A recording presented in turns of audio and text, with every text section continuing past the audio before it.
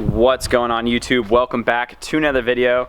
So today we're going to be taking the Audi out, and I'm getting a lot of questions about what my wheel fitment is for these new Vorsteiner VFF 103 wheels.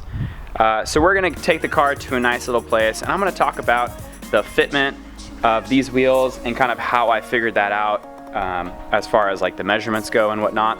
So let's get started on today's video.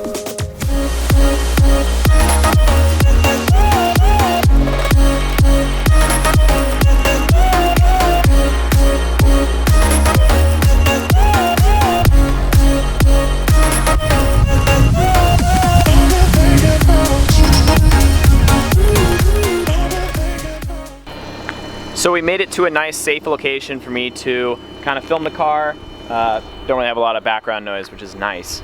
So to go over the general specs of my wheels, they are a 20 by 10 with a 30 offset, and the tires are a Falcon 235 35 20. So it does provide quite a bit of stretch, as you can see here. Quite a bit of stretch on the tire, but not a terrible amount. So while I am stretching tire, it doesn't prove like too terrible of a ride. It actually feels almost the same as my previous setup, which was 19-inch wheels, and then they were 9.5 wide, and I had two 65 30 19. So pretty much the same amount of like bounciness, I guess you could say, as before. So it doesn't sound, or it doesn't feel too different than what I had before. So I'm gonna have Danny air out the car. That way you guys can see what it looks like with this whole fitment aired out, and why I think that this is the best setup possible.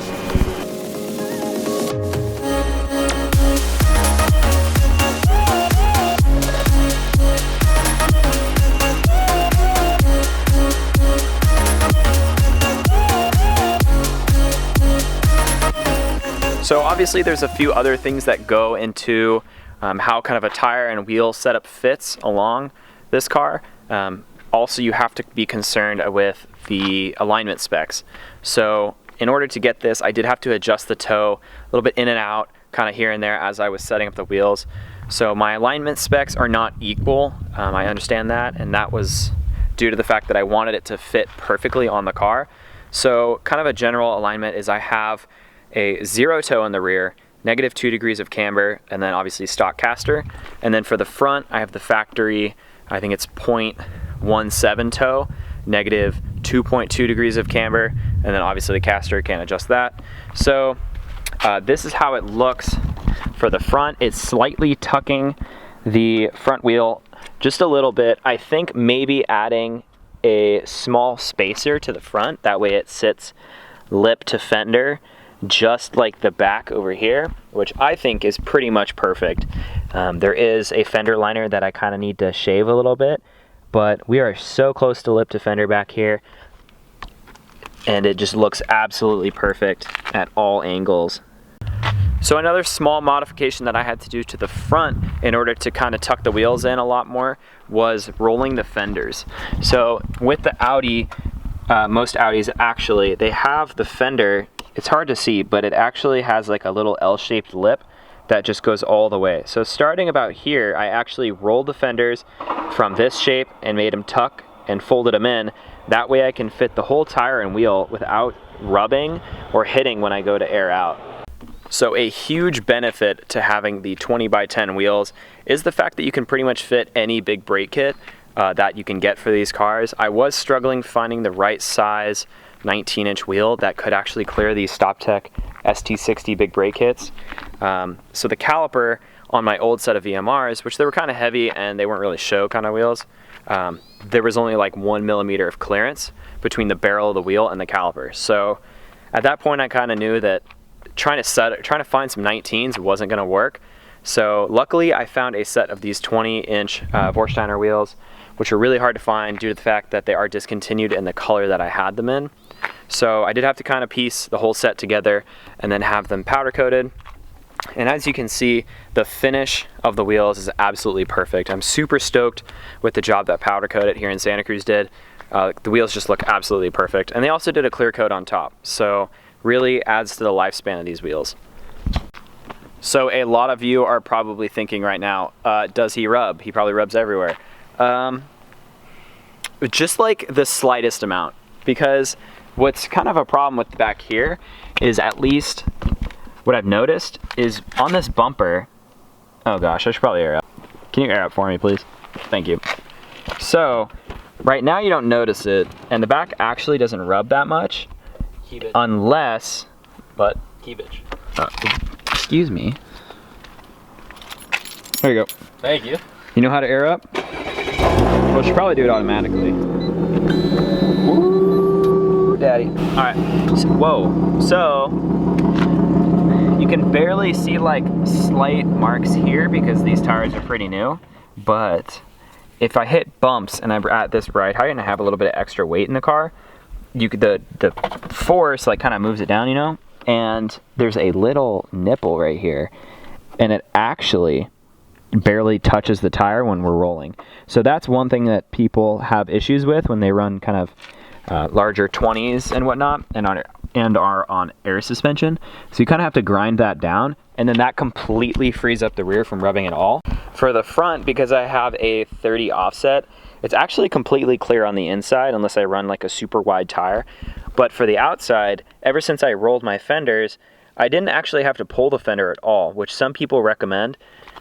With this kind of like not too aggressive setup as it is with rolling, you can see that I don't really rub unless I hit like a major pothole, and probably because Vorsteiners are kind of weak with a stretch tire, I'll probably crack the wheel before I actually rub, to be honest. Now that may have sounded like I just roasted my own wheels, but it's my fault. I'm running a very small tire, and if it cracks, it's my fault. If I was running this on like a SQ5, which these were actually meant for the specs, with like a nice sidewall tire, they would probably be absolutely perfect. All right, so I actually haven't been able to check this out. Luckily I have Danny here to help me, but we're gonna see if the tire and wheel setup actually rubs as he's turning the wheel at the ride height. So we're sitting pretty low right now. What's our pressure at? 80 and 55. 80 and 55. Can you bring it up to 82 in the front? Because that's actually what I usually cruise at. Another thing is I have my bags in the front, the collar setup, it's pretty low. So when I air it, I'm actually at 50 PSI. So I could probably raise up that collar, get a little more ride height in the front. That way when I air out, it's a little less PSI, if you guys kind of follow what I'm saying. All right, so we're gonna have Danny kind of turn the wheel towards me, and then we'll have him do it the other way, so that way we can see. Wow, that's like really close, but we're not rubbing. So maybe if we were moving, it might rub, or like a bump and turn, but that's pretty good to see. Go ahead and turn the other way.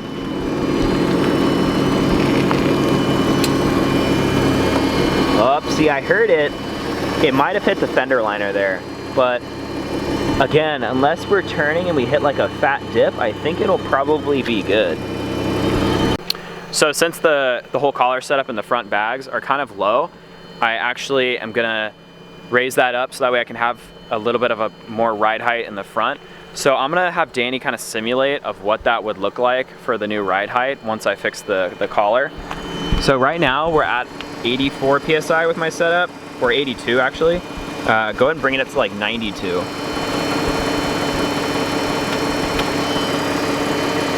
Okay, so that looks like more of a safe ride height for dailying.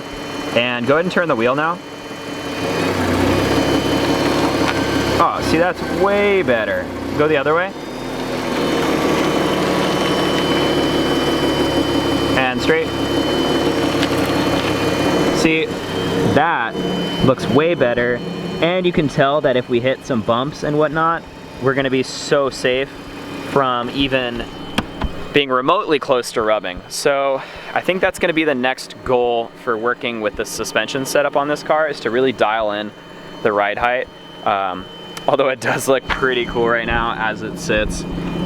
Pretty nice aggressive ride height with these wheels and tires. So since we're here in this nice quiet little area, I think I'm gonna have Danny rev the car for us, give us a little bit. So why don't we just have him do a little bit of a rip Why don't you give us like 3K? Bro, Jesus, that was not 3. There was no, what was that? That was like 6K. Oh my gosh. Friggin', you just shook the whole ground. Might as well do